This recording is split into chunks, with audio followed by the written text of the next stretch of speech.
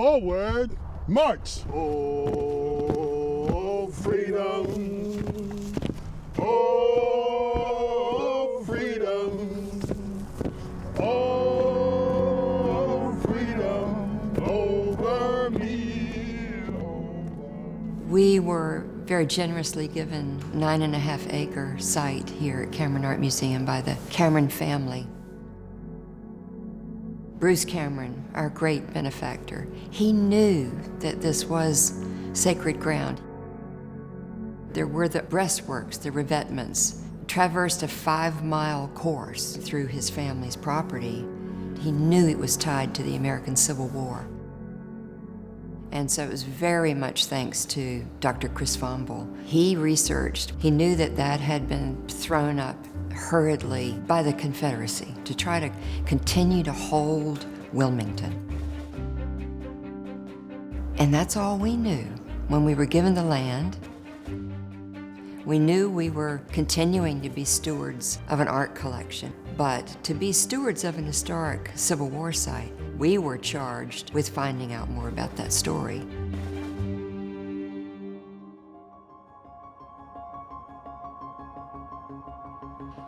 We did our first reenactment of the Battle of Forks Road in February of 2006. Awesome, thanks guys. That's when we met the reenactors.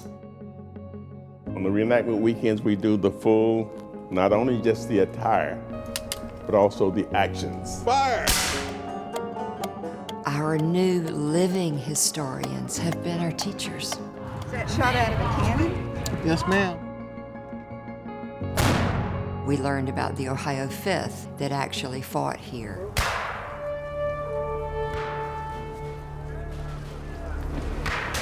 I came representing my relative, Jonas Blanton, who fought with the first USCT on the first invasion of Fort Fisher. And also I fought in representing the 5th USCT colored troops from Ohio. Within the black community, the stigma of the Civil War still runs deep. It's a tough topic to discuss. That's why I do what I do, continue to tell the story, the effort, the part that my relative played during the Civil War.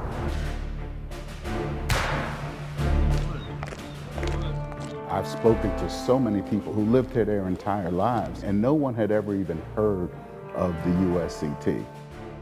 He engaged the state of North Carolina to seek recognition for the United States colored troops who fought so bravely for the freedom in the Wilmington area. And see, I knew nothing about the U.S. colored troops. See, I didn't study it. We didn't have it in school. One of my teachers, she said, Ann, the reason you don't know these stories is because we didn't know these stories. When we were doing the research, what we were looking for in particular was the ones who fought in the Battle of Forks Road. You would look for their name and the muster in document, that's the date they went in, and the muster out. As we now know, over 2,000 United States colored troops soldiers fought here for their freedom. This is Southern soil, and it's a Union victory. It was fought entirely on the front lines by U.S. colored troops. This is a most unusual and critically important tale. The sound of their boots is in that road, and this is the only living vestige of it. When they started to understand what this particular piece of land meant, they saw the opportunity to be able to help this community and the entire Cape Fear area understand the importance of American history.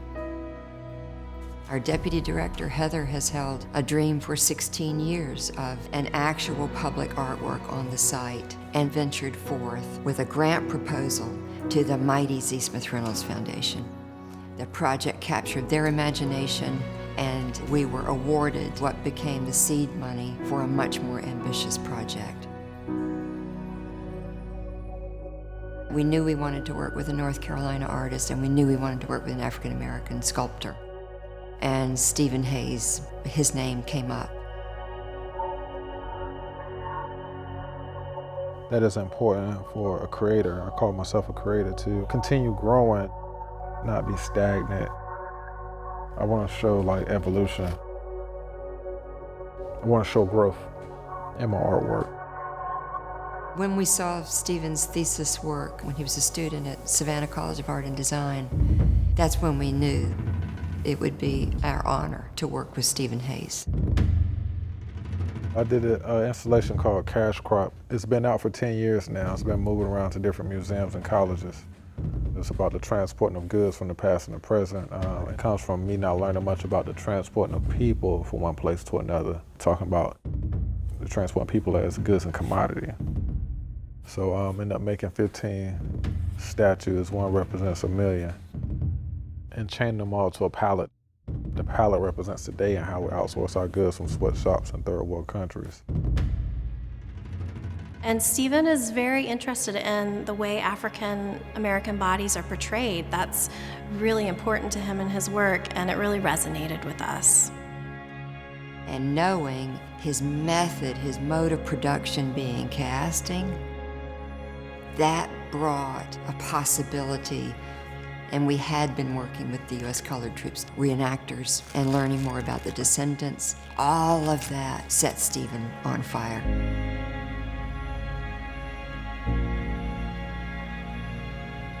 This is my first time doing this in front of a crowd of people, so it might be a little nervous. Yes, sir. You cool. If at any point you feel like you need to get up out of there, go ahead and give me the thumbs down. It's okay. But you'll be all right. I'll be here with you the whole way through. We had no idea this is what he was wanting to do. He wanted to cast the faces of descendants and the reenactors and also African American military veterans for the sculpture. He told the guys, he said, you can breathe, but don't move. He had a bucket of water, and it looked like left eye paper mache. He would press it to get the contours of their face. And every little wrinkle and, you know, just their personality. There was such a bond of trust because it's a scary place that he takes his subjects. Because bit by bit, their engagement with where they are in the actual world is lessened, and they have to just abandon to it. And then embody, you are this member of the Ohio 5th, or the 1st, and you are going headlong into this heavy barrage. What is the expression on your face? And carry that into this sculpture.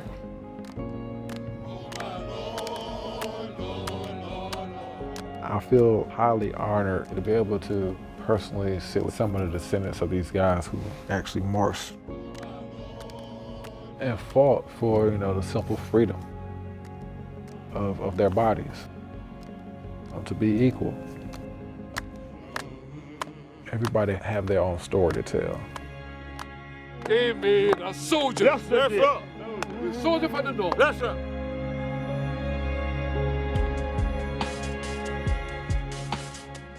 Remember now, the war was halfway through before U.S. colored people were allowed to participate in the war. The word was out, if you can make it through the swamps, past the dogs, past the guns, you can begin to rebuild your life as a free man, free woman, and you can sign up for service. To serve not only the United States government, but to begin to seek freedom of yourself. These are real Americans who are not free. So they're fighting for their freedom.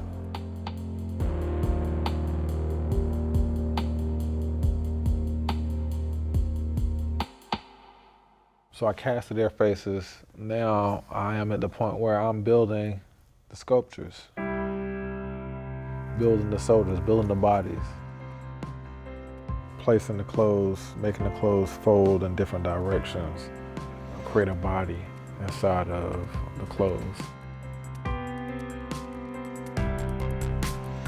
Our reenactors really kept us focused on historical accuracy.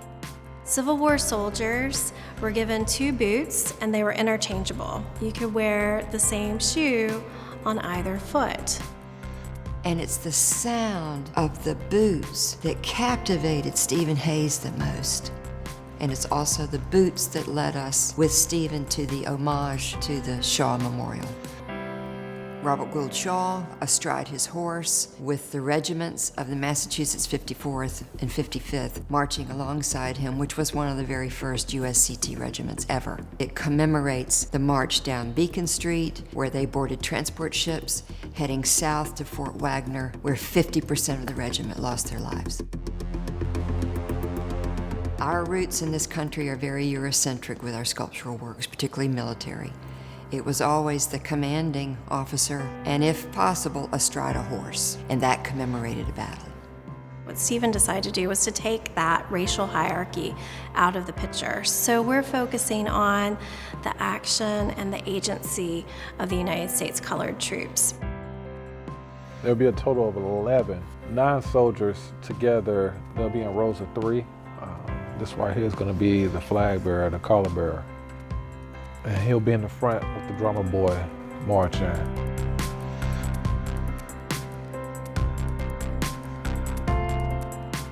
The foundry that we worked with, Carolina Bronze, in Seagrove, North Carolina, we have one of the most significant bronze foundries on the East Coast, which is so fortunate for all of us. There's so much artistry on so many different levels with this, and it's so complex with the phases of the plaster, the lost wax, the ceramic molds, onto the molten bronze.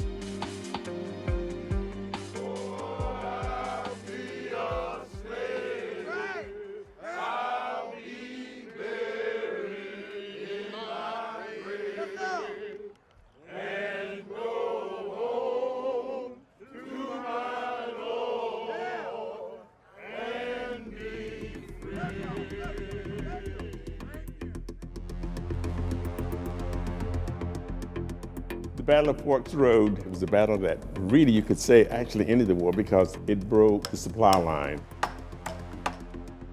That's what this was all about, supplies being able to come through Fort Fisher, Wilmington, and to the other parts of the South, especially Robert E. Lee's army. Robert E. Lee said himself, "I cannot hold the Army of Northern Virginia if Wilmington falls."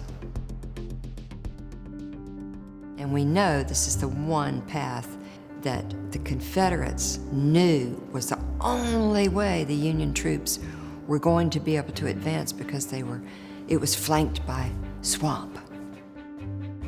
It was heavily, heavily fortified, artillery behind the revetments of cannon and musketry. You don't get back down anyway. Tell them that I fought hard. Yeah. Tell them that I fought strong. Strong. Tell them that I died facing my enemy. Accounts typify this as a near suicidal assault for those regiments on the front lines, which were entirely USCT, and the foremost front line, the Ohio 5th. And that's what these men marched into, for the freedom of their people, their families, their communities, themselves. 30 some odd hours later, they prevailed. The Confederates had left. That's Battle of Forks Road. And it took us a long time to clearly see that.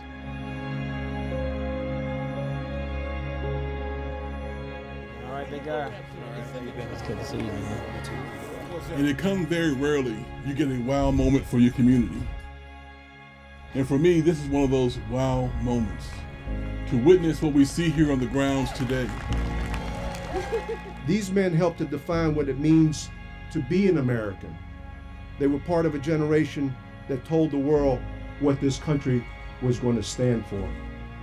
At a time of national reckoning regarding what is commemorated in the public square, honoring the incredible history of the U.S. colored troops at the Battle of Forks Road is timely and vital to understanding ourselves as North Carolinians. All of the young kids that are coming through school now will have an opportunity to be able to walk up to this and see portions of history that are really, truly full. This is not me, this is my brother. That's why it's resemblance. They want to know that not only George Washington and Thomas Jefferson make up the history of the United States. There are people that look like them, especially black kids. So now that's what they see. This project brought together more folks of a united heart and desire than anything that I can remember, because art does do that. Yes, it is about the legacy of the USCT, but it's also about how the legacy of the USCT lives on through these men. Our country, tales of thee, sweet land of liberty.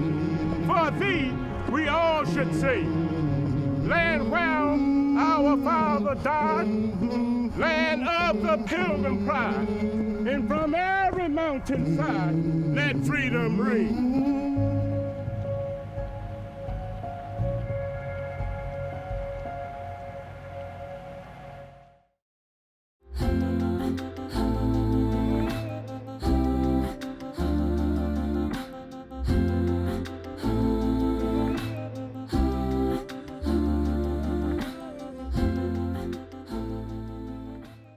Visibly Speaking is a production of PBS North Carolina in association with the Z. Smith Reynolds Foundation.